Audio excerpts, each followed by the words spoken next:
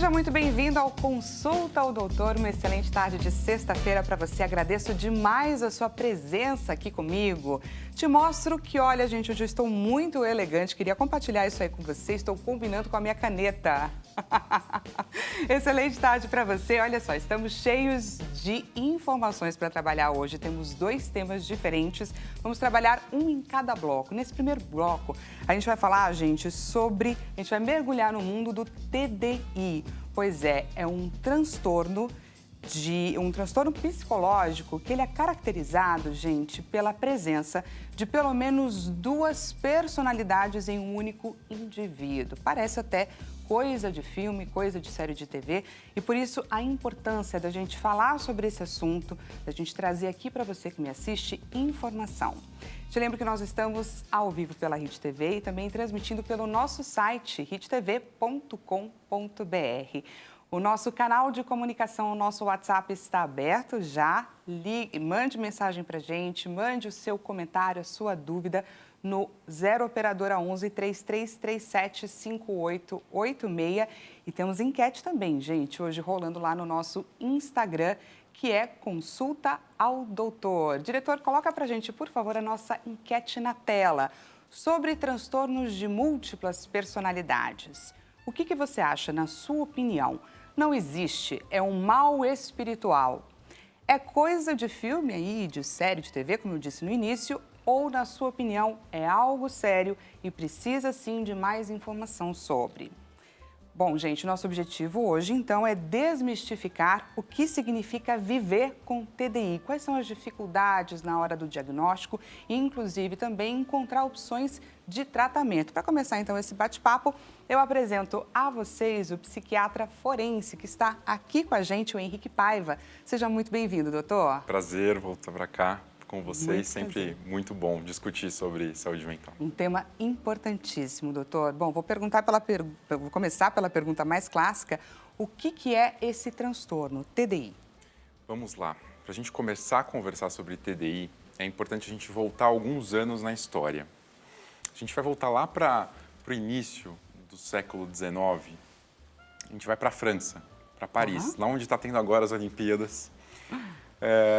Em Paris, ainda hoje existe um hospital que chama Salpêtrière. E lá na Salpêtrière, enfim, vários médicos famosíssimos estudaram lá, vários psiquiatras, neurologistas. Eles começaram a receber, nessa época, 1850, 1860, muitas mulheres com alguns sintomas que eram inexplicáveis. Mulheres. Principalmente mulheres. Ok. Vamos lembrar que naquela época a sociedade era bastante machista, ainda é, né? Mas, enfim, na época era patriarcal, mais, né? Assim, o pai exatamente, ele era o centro ali de todas as relações e de como a sociedade se estabelecia. E as mulheres, enfim, com uma série de repressões sociais e individuais, elas passaram a apresentar, algumas delas, alguns quadros atípicos que não eram explicados pela medicina da época. Tremores, desmaios, cegueiras, convulsões, né? Crises, como se fossem crises convulsivas. Pois bem, essas pacientes chegavam e aí os médicos avaliavam, faziam os exames à época e viam que não tinha nada. Não era epilepsia, não tinha caído, não tinha batido a cabeça, não era Parkinson, não dava para justificar aqueles sintomas por outro motivo. Nessa época, Freud, inclusive, começa a estudar bastante, né, essas pacientes que chegavam lá. Para buscar uma resposta. Para buscar uma resposta, de onde vinha aquilo. E eles começaram a entender que grande parte daquelas pacientes traziam questões sexuais, questões envolvendo assuntos reprimidos nessa esfera sexual. E que, portanto, colocavam, enfim, abusos, histórias de abusos, né, sexuais, físicos, na infância, na adolescência, e mesmo situações ali naquela época em que elas estavam vivendo, que elas não conseguiam expressar a sexualidade da forma com que elas entendiam que era necessário. O Freud entendeu nessa época que existia, então, um assunto, algum ponto lá naquele cérebro, naquele psiquismo, que não foi muito bem trabalhado e que aquela mulher, que na época chegava para eles, precisou criar ferramentas, criar lugares para o cérebro dela estar, para ela não conviver com aquela dor. Meio que assim, ó, vamos supor que Freud até conta um caso muito interessante de uma paciente dele, que ela gostava e queria se relacionar afetiva e sexualmente com o cunhado. Só que o cunhado era casado com a irmã dela, então assim, ela não podia fazer nada. E de repente, o cunhado falece. E aí, a irmã falece. O que ela pensa? E agora, vou viver o luto da minha irmã ou é agora que eu vou conseguir me relacionar com o cunhado? Ela fica extremamente perturbada com esse assunto e com essas possibilidades de fazer um desejo que já era anterior dela. E ela começa a ter crises convulsivas na presença desse cunhado. E ela foi uma dessas pacientes estudadas, né, e relatadas na obra de Freud e tal. Enfim, qual que é o ponto? Existe, então, um assunto, existe, então, um trauma que o psiquismo daquela pessoa, o psicológico daquela pessoa não dá conta de lidar com aquilo, e aí ela cria uma realidade paralela, ou ela cria um sintoma para fugir, para dissociar para outro lugar. Dissociar é exatamente isso. Dissociar é a gente tirar a nossa consciência do lugar que ela está e levar essa consciência para um outro lugar. Esse outro lugar, portanto, é um lugar mais leve, em que aquilo, por exemplo, não existia. A gente tem vários jeitos de dissociar e às vezes quem está ouvindo a gente em casa está achando que é uma coisa muito distante, né? Eu brinco com os meus alunos lá na Faculdade de Medicina, eu falo assim, ó, vamos pensar que todos nós já estivemos perto da dissociação, se já dissociamos aí em algum momento da vida, né? Sabe quando a gente está dirigindo e de repente a nossa cabeça vai lá para longe e tudo bem, você chegou em casa, né? Você não atropelou ninguém, não passou no farol vermelho, mas você simplesmente percorreu aquele caminho que habitualmente você percorre, mas não sabe exatamente como, porque você estava com a cabeça lá longe. Isso é o que a gente consegue mais explicar, assim, mais proximamente. Próximo da sensação do que é dissociar. Do que é dissociar, exatamente. É quase isso, né? Isso que é um pouco mais grave, um pouco mais intenso. É uma quebra, assim, a gente vai para um outro lugar. E aí, como característica, existe a perda da memória. A amnésia dissociativa é um dos quadros que podem existir num quadro dissociativo, num transtorno dissociativo. Então, a gente tem vários níveis de gravidade, a gente tem episódios dissociativos leves, os moderados, que normalmente ficam na amnésia dissociativa, que é quando a gente esquece algumas coisas e algumas lacunas de vida. É bem frequente em ex-combatentes de guerra, né? Nos Estados Unidos tem um grupo que chama Veteran Affairs, eles têm várias publicações científicas mostrando, né, como esses veteranos de guerra têm aqueles quadros de transtorno de estresse pós-traumático, né, que a gente vê nos filmes, sabe? Aquele cara que voltou da guerra e de repente ele acorda à noite, sudorese profusa, né, assim, que transpirando bastante, taquicárdico e lembrando daquela cena de guerra com aqueles flashbacks, né? Isso, por exemplo, flashback ele pode ser uma dissociação, né? A dissociação ela está presente nesses pacientes com estresse pós-traumático também.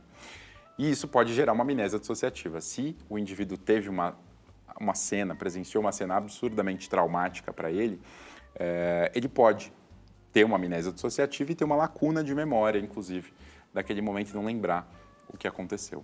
E aí tem os mais graves, que começam a ter dissociação até de personalidade. Entendi. E é aí que tem essa história de mais de 2 personalidades. Até quantas personalidades uma pessoa pode chegar? Não existe um limite máximo, né? Inclusive existe bastante discussão técnica e científica desse diagnóstico, né? Assim, por mais que ele exista na CID-11, que é o manual da OMS, né, que descreve quais são as doenças e as doenças mentais também estão descritas ali, e pelo DSM, que é o manual da Associação Americana de Psiquiatria. Então a gente tem isso catalogado, a gente tem essas estatísticas, mas a gente entende que a nossa personalidade, ela é um conceito que ela é muito difícil mesmo de ser descrito, né? Inclusive por nós mesmos. Exatamente. Se eu perguntar aqui, né, quem está nos ouvindo em casa, o que é personalidade? O que é? Como você se caracterizaria a sua personalidade, né? Isso é muito difícil. É como a gente é, o que a gente pensa, como a gente reage, como a gente interpreta, como a gente demonstra os nossos afetos, tudo isso faz parte da nossa personalidade, né? E a personalidade ela vai mudar de época para época, porque a cultura ela influencia muito o jeito que a gente pensa. né? E hoje a gente vive numa cultura bastante, enfim, influenciada pelas redes sociais, por exemplo, né, pelo que o outro fala, pelo que o outro espera, pela roupa que eu preciso comprar, né, por como eu preciso me portar nesse lugar ou no outro. Então, tudo isso molda uma personalidade, mas molda também um transtorno de personalidade, que é quando aquela pessoa ela começa a funcionar, começa a demonstrar esse jeito de agir, de interagir de uma forma disfuncional. E isso é interessante porque alguns transtornos de personalidade eles surgiram da histeria, que é o que a gente comentou lá atrás, lá no século XIX, desse sofrimento, né? A gente deu o nome de histeria, porque na época, como eram muitas mulheres, o pessoal achou que fossem os humores do útero que se espalhavam pela cabeça e que geravam aqueles sintomas todos, né? Então é interessante colocar aqui como que um sofrimento, um trauma psicológico nosso, envolvendo questões sexuais ou não, pode ser extremamente importante para não só moldar a personalidade, mas pela forma com que a nossa personalidade vai se expressar na nossa vida adulta, né? E aí, por exemplo, doutor, uma pessoa ela tende a usar isso como um gatilho para sair de uma realidade específica. Então, esses alter egos, essas personalidades ou novas identidades, elas surgem em momentos muito determinantes ou de que forma? Como que uma dá vazão à outra? Essa pergunta é muito interessante porque muita gente pensa que o transtorno dissociativo de identidade é como se fosse um botãozinho, né? Se a pessoa aperta aquele botão ali, ela vai para a personalidade X ou Y e não é assim, né? Enfim, atores podem fazer isso, né? Pessoas que simulam também podem fazer isso, mas aqui a gente não está falando disso. Aqui a gente está falando de um transtorno mental que altera a funcionalidade, altera o sofrimento e é uma nosologia, é um construto diagnóstico, né, que a gente usa, que a gente vê na nossa rotina. O ponto é o seguinte, normalmente as pessoas usam dessa personalidade, né? O psiquismo ele usa dessa personalidade quando ele está realmente ali frente a uma situação intolerável. De risco. Né? De risco para aquele psiquismo. E não precisa ser um risco necessariamente, um risco assim, um assalto, um risco à vida, não. Né? Assim, se eu fui violentado sexualmente por alguém e de repente essa pessoa 10 anos depois aparece na minha frente e eu me vejo naquela cena de novo, eu posso não ter tantos recursos psíquicos para lidar com aquela situação e eu posso, por exemplo, ter alguma evidência ali naquele momento de algum transtorno dissociativo, né? De alguma dissociação, que pode ser de personalidade ou não. Teve um caso muito interessante da época que eu trabalhava em pronto-socorro, que eu atendi uma paciente dissociada, ela veio direto da sala do velório do marido. Então ela estava esperando o marido chegar na sala de velório, e aí a hora que o caixão chegou e ela viu o marido, ela não deu conta daquela situação, ela dissociou ali, naquela hora, e ela começou a falar espanhol e começou a dar risada, muita risada, não parava de rir. E aí as pessoas ficavam extremamente incomodadas, os filhos, ninguém sabia o que estava acontecendo, levaram ela para um pronto-socorro. E aí me chamaram na psiquiatria, né? É uma dissociação. Então ela esteve ali diante de um evento estressor, não soube, não conseguiu lidar, nunca tinha acontecido isso com ela, né? E ela começou, por exemplo, a ter um comportamento diferente. No caso, não era uma personalidade, ela realmente cindiu, ela foi de um lugar para o outro, né? Mas é interessante porque no TDI, né, uma coisa muito parecida acontece, né? A gente pode ter duas ou mais personalidades, não existe um número máximo, mas com frequência existe um gatilho que aquela pessoa não conseguiu dar conta e ela vai para essa outra personalidade que, inclusive, se incorpora de um jeito bastante diferente, né? Alterando voz, alterando gostos, alterando forma de reagir, enfim, como se fosse realmente outra pessoa na Quando pele. você fala isso, né, uma mulher aqui do Brasil, de São Paulo, muito provavelmente, falando uma outra língua, claro que a gente não sabe se ela já tinha o domínio dessa língua, mas aí eu queria te perguntar, é possível, por exemplo, um homem incorporar, entre aspas, uma mulher, enfim, essas coisas que são tão diferentes, esses personagens tão distintos? Sim, existe. Aí eu queria até passar uma dica aqui de série para vocês que falam exatamente sobre isso. Não sei se vocês já ouviram falar do Bates Motel. Né? Motel é do inglês, motel e hotel é basicamente a mesma coisa, né? Motéis pequenos no interior das rodovias dos Estados Unidos eles chamam de motel. E o Bates Motel ele conta a história do Norman Bates, que tem uma mãe que chama Norma Bates, E não à toa eles têm o mesmo nome, né? E é interessante porque o Norman, ao longo, já dando alguns spoilers, perdão para quem nos ouve, mas o Norman, ao longo da série, ele vai começar a ter algumas questões dissociativas e ele vai virar uma mulher naquele momento, que ele tem essas dissociações, né? Em alguns desses momentos. Então é interessante porque a personalidade ela não tem a ver necessariamente com o gênero da pessoa que tem o transtorno mental. A gente está falando aqui mais de mulheres porque, na época, e até hoje, a gente percebe que a frequência em mulheres é um pouco maior do que em homens. Mas a gente tem homens também com histeria, né, que a gente chama hoje de transtornos dissociativos, transtorno de personalidade histriônico, borderline e transtornos conversivos, enfim, outros nomes que em outros momentos podemos detalhar, mas que podemos ter essas personalidades indo para lugares muito diferentes. Pois é, gente, o que a gente está conversando aqui com o doutor, ouvindo ele nos contar, parece até coisa de filme, mas isso sim diz respeito à vida real e é sobre esse assunto que a gente está querendo entender e aprender hoje. Temos pergunta da nossa audiência. Diretor, por favor, coloca para a gente a primeira pergunta na tela. Da Jacira do Paraná. Boa tarde para você também, Jacira. Obrigada pela sua contribuição. Uma pessoa portadora de transtorno dissociativo de conversão pode apresentar episódios de surto psicótico. Explica pra gente, doutor, o que seria esse transtorno dissociativo de conversão? Jacira, que pergunta difícil. Muito boa essa pergunta, muito boa. Vou tentar explicar de um jeito bastante técnico. Ela fala ali, bom, alguém que dissocia pode psicotizar, pode ter um surto psicótico. O que a gente chama de psicose, né, na psiquiatria? A psicose é uma quebra com a realidade. Então, de repente, eu começo a pensar coisas que não fazem muito sentido. Por exemplo, eu posso pensar agora que você foi beber água nesse exato momento porque você está pensando uma coisa muito má sobre mim e que eu posso estar em risco agora nesse momento aqui na entrevista.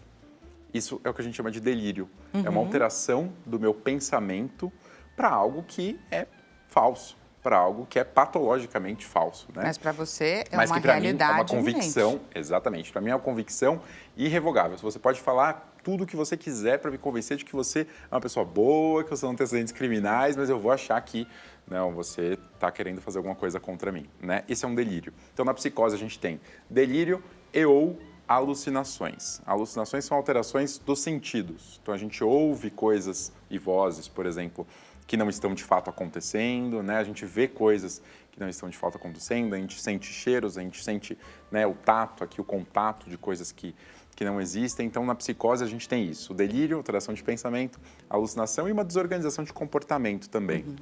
Né? Assim, às vezes a gente perde muito a noção da realidade. Tem um paciente meu, por exemplo, que ele, quando faz psicose, ele desorganiza e fica tirando o lençol da cama e joga no lixo. E aí, depois de 10 minutos, ele vai para o lixo e coloca o lençol na cama de novo. E aí ele fica, enfim, com uma clara desorganização de comportamento. A pergunta dela é assim, com o transtorno dissociativo de conversão ou de identidade, o indivíduo pode apresentar sintomas psicóticos? A resposta é sim.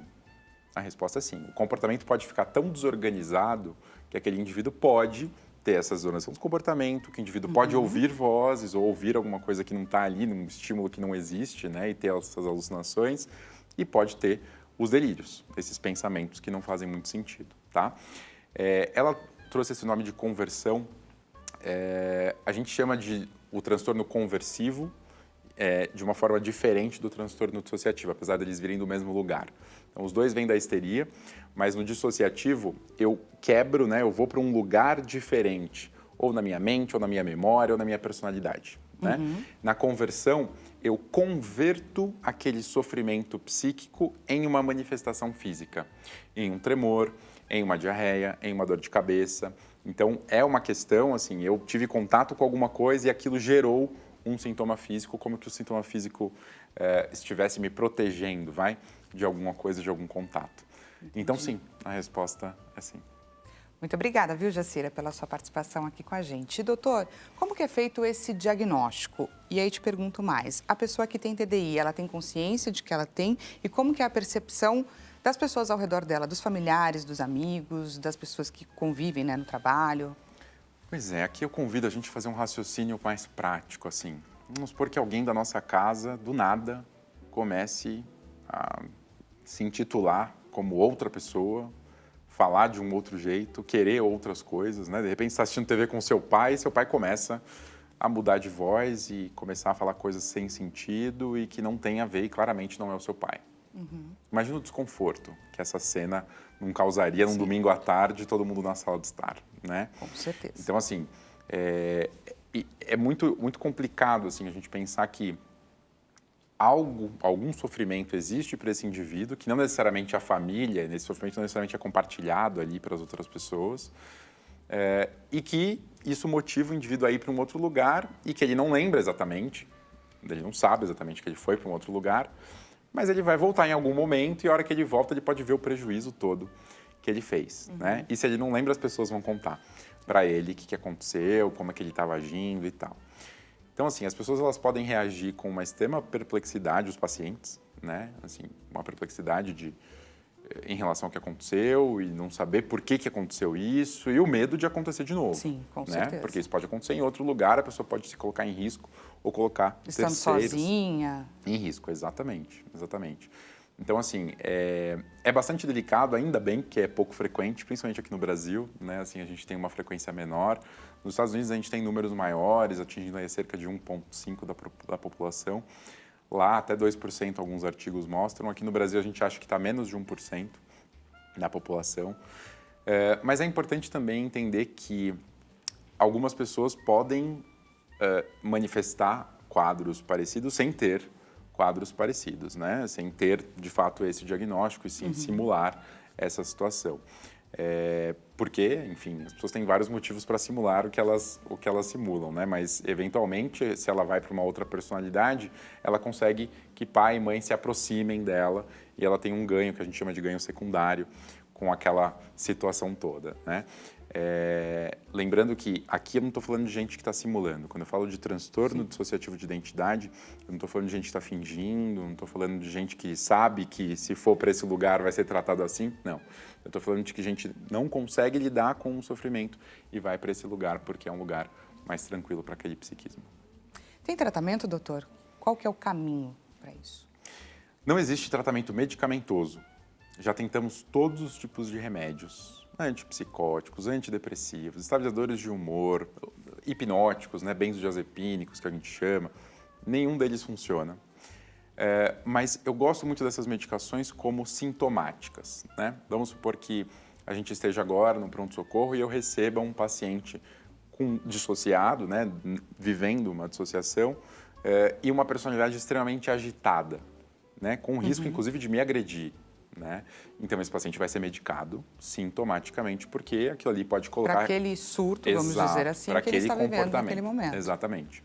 Agora, não é que o remédio vai fazer com que ele volte para a personalidade anterior, não é que o remédio vai prevenir, né, que ele tenha outras crises, não existe. Esse tratamento desse remédio para esse quadro não existe. Então, assim, qual que é a proposta que começou lá atrás, lá na Salpêtrière, em Paris, como a gente comentou no começo do programa? A ideia seria, por meio da terapia, né, na época eles usavam da hipnose, que era um tipo de terapia, hoje a gente tem alguns psicólogos ainda trazendo aí à tona, né, a hipnose, mas basicamente é estimular esse indivíduo a ter contato com essa problemática e ensinar esse cérebro, esse psiquismo, a recorrer a outros locais que não a crise, que não a personalidade outra, que não... Seria fortalecer emocionalmente, mais ou menos. Eu acho que seria adaptar emocionalmente, porque esse indivíduo ele tem bastante sofrimento e esse psiquismo dele, assim, ele construiu não porque ele quis necessariamente, mas foi a ferramenta que ele tinha ali para percorrer. Sim. E é o caminho que ele escolheu. Mas que ele escolheu, assim, inconscientemente. Inconscientemente, né? Foi a fuga que ele achou onde ele encontrou o escape dele. Por isso que é tão difícil, assim, o tratamento, e por isso que é tão difícil as pessoas entenderem o que acontece. Né? Já é difícil entender que dirá o tratamento. Exatamente, porque Vamos é uma coisa... dar uma olhada, desculpa, doutor. Claro. Vamos só dar uma olhada na enquete, a gente está acabando o nosso tempo, mas queria dar uma olhadinha na enquete, no resultado que nós temos. Sobre transtornos de múltiplas personalidades, a que venceu é que é algo sério e precisa, sim, de mais informação sobre. Agradeço demais a você que participou aqui da nossa enquete. Se você gostou do nosso bate-papo, vou deixar para você o contato aqui do nosso doutor, o psiquiatra forense Henrique Paiva, ele que trouxe aqui para a gente muitos esclarecimentos a respeito do TDI. O contato dele é Henrique Paiva, com o vmudo.a. E também tem o site doutorhenriquepaiva.com. Doutor, antes de me despedir, queria que você falasse um pouquinho para o nosso público sobre os desafios encontrados por essas pessoas, como que elas fazem, quais são os recursos que elas têm em mãos. Já aproveitando o resultado da enquete, né, em segundo lugar, tem bastante gente que acredita que é uma questão espiritual. E eu ouvi bastante disso quando eu contei do caso para vocês lá da paciente que eu atendi no pronto-socorro, né? É importante a gente entender que os sofrimentos eles podem aparecer de várias formas. Sofrimentos psíquicos eles podem aparecer de várias formas. E isso gera sofrimento para aquela pessoa e isso gera disfuncionalidade para aquela pessoa. A nossa função, né, quem está junto, ou mesmo quem está sofrendo, é procurar ajuda. É procurar um profissional, um psicólogo, um psiquiatra, para entender o que está acontecendo e para a gente conseguir acessar esse sofrimento e evitar novas crises e evitar com que esse sofrimento continue acontecendo ao longo dos meses, ao longo dos anos, como a gente vê no nosso consultório. Então, a ideia é sempre essa. Tem alguma coisa de saúde, tem alguma questão que está incomodando, procure. Seja o médico ou, no caso aqui, como a gente está falando, o psicólogo e o médico psiquiatra, que é o profissional que estará disposto e preparado tecnicamente para atender esse sofrimento. A gente vai agora para um rápido intervalo. Não perca, porque no próximo bloco a gente fala sobre laser terapia. Até já!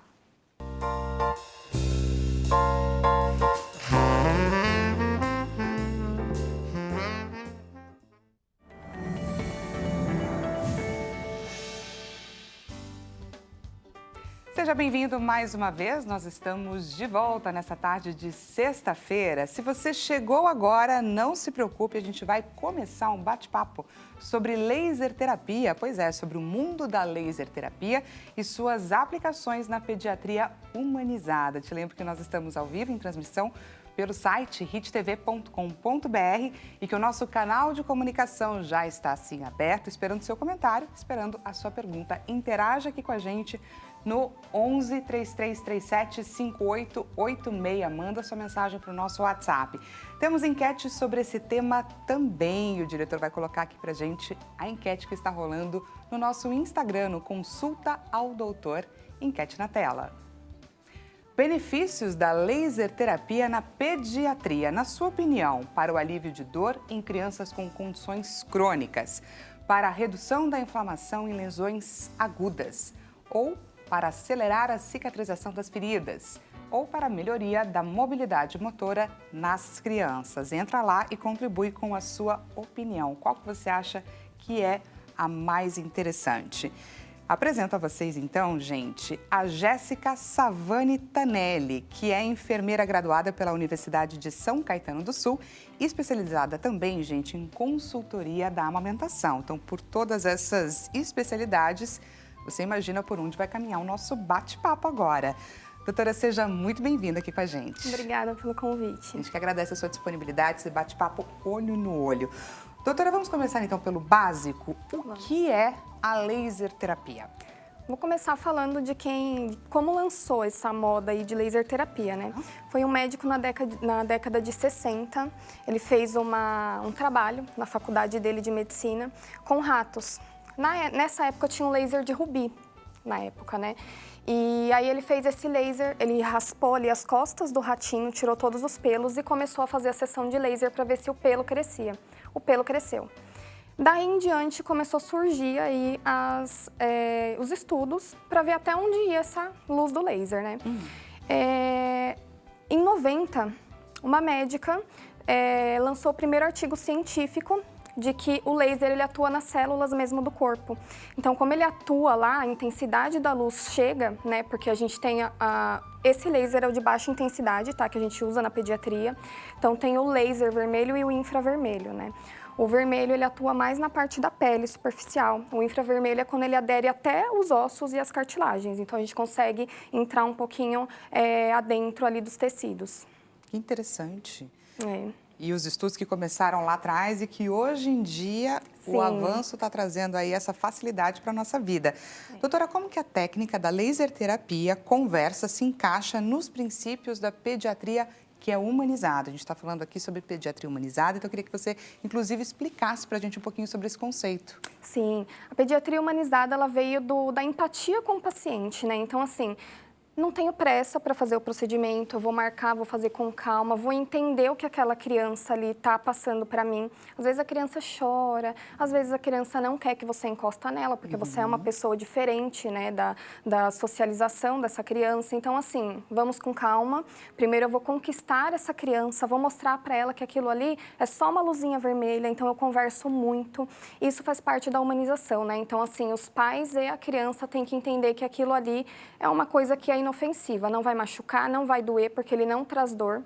Então, é super confortável fazer. E no final, eles acham super engraçado, porque eu falo, é a luzinha do Homem de Ferro. Todo mundo fica feliz e dá tudo certo. E, doutora, só para quem está assistindo, a gente entender um pouco mais, quando a gente fala em pediatria, é o cuidado com a criança, e quando a gente fala em pediatria humanizada, é um cuidado um pouco a mais, ou seria uma explicação a mais? Como que funciona essa diferenciação? É um cuidado mais empático, né? Então, vamos se dizer que, assim, tem profissionais que eu digo que eles não são humanizados, né? Então, assim, é uma coisa mais corrida. Eu tenho 20 minutos para te atender, então, assim, eu não vou esperar você parar de chorar. Eu não vou esperar, mamãe, você acalmar essa criança. Não dá, não tenho tempo para isso. Minha agenda é consecutiva. É um atrás do outro. O humanizado já não é bem assim. Então, humanizado, assim, o meu atendimento, ele é bem espaçado. Por quê? Porque eu primeiro preciso conquistar essa criança, eu quero conhecer essa criança, eu quero saber a história, quero saber o porquê que a mãe me procurou, o que essa criança tem, como surgiu. Então, assim, a gente faz uma análise, né? O atendimento, ele é único para cada tipo de criança, né? Porque ela está procurando, a mãe está procurando, né? Então, não tem como eu fazer um atendimento corrido, porque ele não se torna humanizado e eu não vou conseguir aderir ali o que a mãe procura, né? Não vou conseguir trazer uma coisa ali para ela, a pronta entrega, se eu não investigar, né? E isso faz toda a diferença, né, faz doutora? Toda. Não só para a criança, como para os pais. Os pais, eu acredito que eles ficam um pouco mais tranquilos. E aí você tem também aquele profissional como referência. Ele conhece um pouco mais sobre o histórico da sua criança, do seu filho, do seu bebê, enfim. É uma relação um pouco diferente, mas que faz muita diferença. Faz, fora a segurança que você vai trazer para aquele pai, né? Ele vai estar seguro do procedimento, você vai explicar, você vai orientar, às vezes vai precisar de um cuidado em casa, então isso também é muito bem explicado. Tanto que eu costumo explicar e escrever, coloco no receituário e ainda qualquer coisa, me mande mensagem antes, se tiver dúvida. Porque isso faz muita diferença, esse contato depois, você ter liberdade de perguntar, de canal direto. É um canal direto, então o humanizado ele também tem isso. Se o pai ou a mãe precisar de um contato direto comigo, eles vão ter o meu telefone para me mandar uma mensagem, ó, Jéssica, eu estou com dúvida, aconteceu tal coisa, o que eu faço? A gente já responde, já tira essa dúvida para ser um tratamento efetivo, né? Maravilha. E agora, então, voltando a falar da laser terapia, quais são as aplicações, então, nas crianças? As formas de aplicações, os tipos de tratamentos que existem? Nas crianças, a principal procura das mães, dermatites no corpinho. Então, às vezes, crises alérgicas. Tem crianças que já nascem, né, com a dermatite atópica. Então, ele ajuda muito nesse processo. Nascimento dos dentinhos. Então, essa época de nascer os dentinhos para a criança é um momento de muita dor, muito desconforto, principalmente as que estão amamentando, às vezes machuca a mamãe, porque eles precisam mastigar, eles colocam tudo na boca, ficam desesperados. E o laser, ele traz essa amenização da dor, né? Então, ele ameniza todo esse sintoma. Coceira, ele ajuda a amenizar também. O inchaço que vai ficar na gengivinha, ele diminui. Às vezes tem criança, já peguei alguns casos, de nascer com manchinhas na cabeça, assim, que não nasce o cabelo mesmo. De eu fazer a aplicação do laser e esse cabelinho começar a nascer mais lento do que o comum que ele já tem, mas nascer o cabelinho de volta. Então, ele tem inúmeros benefícios e ele ainda tem uma parte que se chama ILIB, que ajuda na imunidade do corpo. Eu ia perguntar nas também células. sobre a imunidade. Interfere? Isso. Ele ajuda muito na imunidade. Então, assim, tem crianças que não vai conseguir ficar com o aparelhinho lá. Porque para fazer o ILIB, a gente coloca uma pulseirinha, coloca o laser lá e ele fica agindo no mínimo 30 minutos. Para agir na imunidade, no pulso. A gente coloca aqui bem em cima de uma veinha que se chama radial. Ela fica aqui recebendo aquela luzinha, estimulando as células ali do sangue a produzir mais anticorpos, mais imunidade para aquela criança. Quanto tempo dura mais ou menos uma sessão como essa? 30 para minutos a no imunidade? mínimo. 30 minutos. Isso, pode ir até 1 hora. Então, quando a criança é maior, tem lá seus 6, 7 aninhos, a gente consegue bater um papo, conversando, vou pintando um desenho e ela fica ali com a luzinha no pulso tranquilamente. Quando é mais pequenininha, aí eles têm um pouquinho mais de dificuldade, né? A gente consegue chegar a 1 hora, por exemplo, de sessão. Que interessante. Doutora, falando sobre dermatites, né? Como você mesma disse, a dermatite na criança, gente, ela é bastante frequente e é uma luta, né, para as mamães, tanto para o uso das pomadas, qualquer tipo de medicação que precise ser passada, que precise ser tomada e principalmente se envolver aí a dermatite de contato, que o bebê não pode ter contato com determinada substância, alimento, enfim. Queria saber como que funciona, como que ela é aplicada neste caso, no caso das dermatites. Temos vários tipos de dermatites, né? Sim. Então, temos aquelas que descamam, tem aquelas que machucam mesmo a pele, que se tornam uma lesão, criam casquinhas, tem as que saem secreções, ficam saindo uma aguinha assim da pele. Para cada uma delas, né, individualmente, a gente cria um protocolo de tratamento e de atendimento. Falando de uma dermatite leve, que ela não tem uma secreção saindo, que ela não tem um mau cheiro, que ela está ali coçando e fica uma marquinha vermelhinha assim na mão, a gente considera um tratamento a cada 3 dias, uma sessão de laser de luz vermelha, tá? Porque esse tipo de dermatite, ele não tem dor. Ela incomoda, é uma coceirinha, então a gente não utiliza o infravermelho, a gente Seria utiliza uma a luz dermatite vermelha. mais leve? É, uma dermatite leve, porque ela está só superficial na pele, né? Ela não adentra os tecidos. Então, ela fica só na camada de cima da pele. Então, a gente trata com a luz vermelha mesmo e a cada 3 dias, 72 horas, a gente tem que refazer essa sessão para que a onda do laser ela continue agindo ali. Quando ela passa dessas 72 horas, ele acaba perdendo o efeito. Então, ele é como então se a gente não pode passasse um perder esse remedinho. momento. Então, tem mães, às vezes, assim, eu vou fazer uma sessão só e tá bom.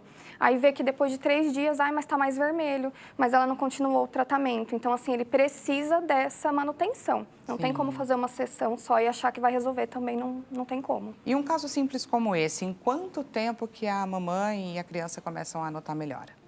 4 sessões é o máximo. Eu sempre indico máximo. 4 no máximo. Perfeito. Às vezes tem mães que fazem 2 ou 3 sessões e já nota que sumiu tudo, já não tem manchinha nenhuma. Aí vai até a quarta para finalizar o processo? Eu faço a quarta para fechar o pacotinho ali, finalizar todo o processo. Então, fica perfeita a pele. Agora, nas dermatites que já ocorre um machucado, já sai uma secreção, até 8 sessões. Entendi. Cada caso é um caso, aí precisa ir até lá para fazer a avaliação correta. É muito individualizado, né? Perfeito. Temos pergunta da nossa audiência. Por favor, diretor, pergunta na tela. A pergunta da Sara, daqui de São Paulo, capital. Boa tarde, Dani Jéssica. Excelente tarde para você também, Sara. Agradeço desde já a sua contribuição, que enviou para a gente sua pergunta. Tenho uma filha de 4 anos que está com mão, pé e boca, com várias manchinhas pelo corpo. A laser terapia serve como tratamento, doutora? Com certeza, Essa doença ela é eu trato complicadíssima, muitas né? crianças com mão, pé, boca.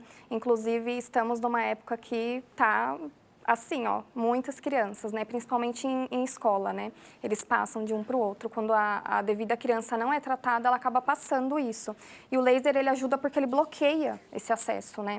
Então, a criança que está com um machucadinho lá, o laser, ele já entra com a cicatrização desse machucadinho. Evita de sair a secreção, que é o que provoca o contágio de uma criança para outra, né? Fora a secreção.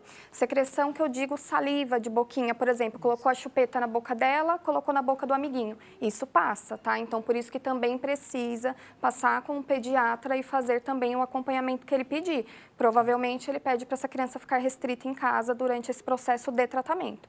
Mas o laser, ele vai atuar diretamente na cicatrização desse tecido.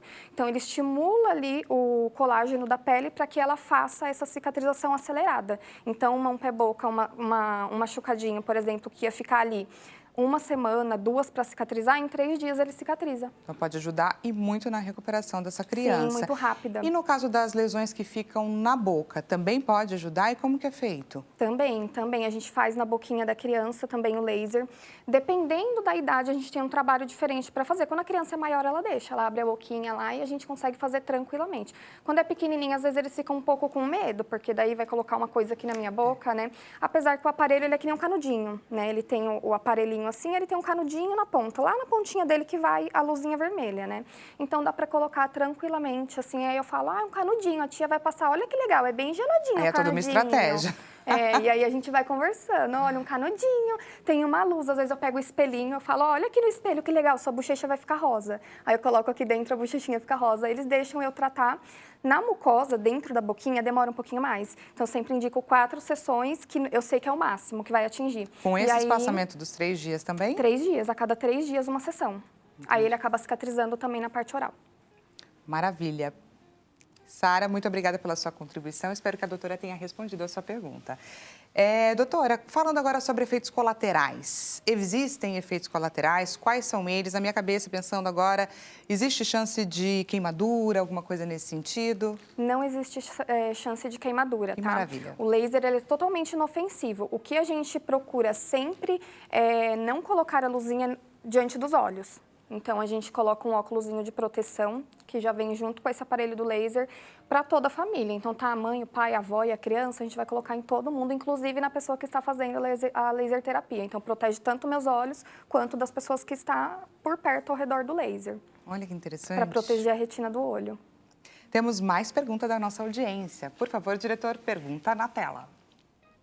Da Roselane, do Rio de Janeiro. Olá, Dani, muito obrigada, viu, pela sua contribuição. Sempre bom acompanhar o programa, sempre ligadinha aqui com a gente. A laser terapia serve para processos de cicatrização de machucados. Tem um filho que joga basquete e sempre se machuca. Serve aí como alternativa? Vamos ver se a gente consegue ajudar a Roselane? Vamos ajudar a Roselane. Ele ajuda muito na cicatrização dos machucados. Então, assim como a pele, como dermatite, qualquer coisa que tenha casquinha, ele acelera essa cicatrização, né? Além dele ser analgésico. Então, assim, ajuda dependendo daquele machucado, o basquete, ele deve ter caído ali, ralado a perna, batido, deve estar doendo, né? Então, a gente faz o laser vermelho com o infravermelho. Então, dependendo do que é, na situação dela, eu aplicaria o vermelho e o infravermelho para ajudar também na dor e na cicatrização, produção de colágeno. As duas coisas.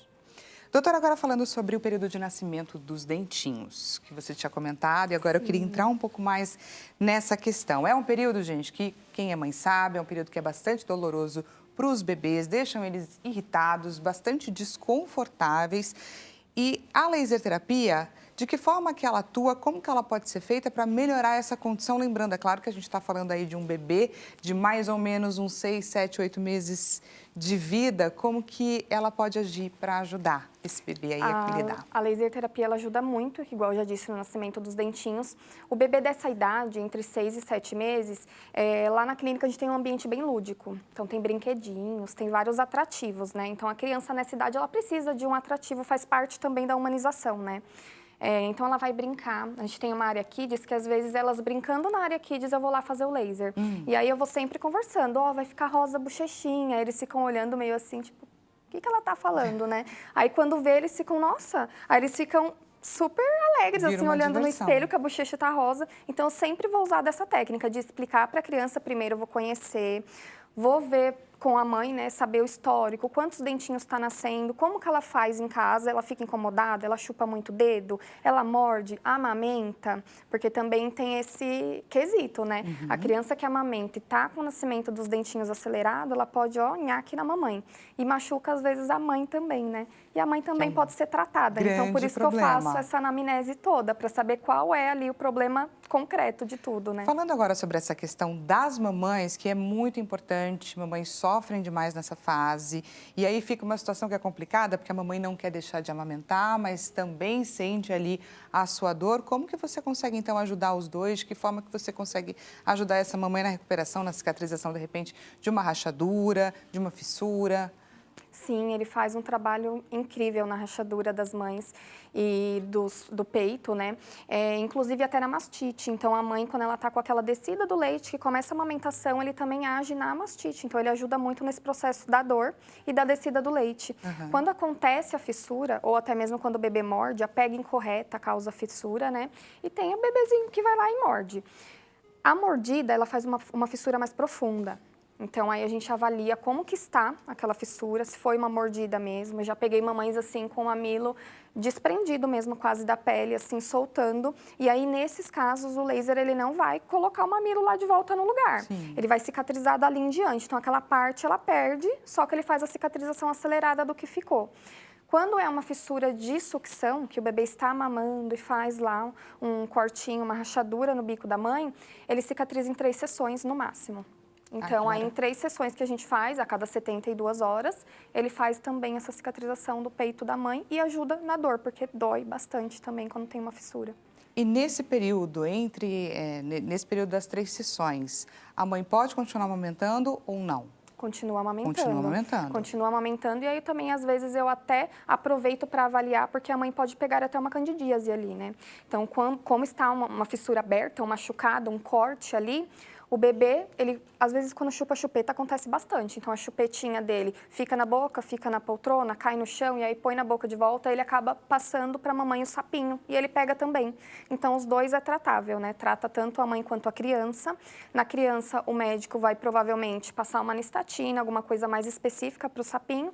Na mamãe, a gente usa azul de metileno, que é um antifúngico para matar aquele sapinho que ficou ali no peito dela, né? E olha que interessante, né, gente? São muitos usos, são muitas formas de aplicação.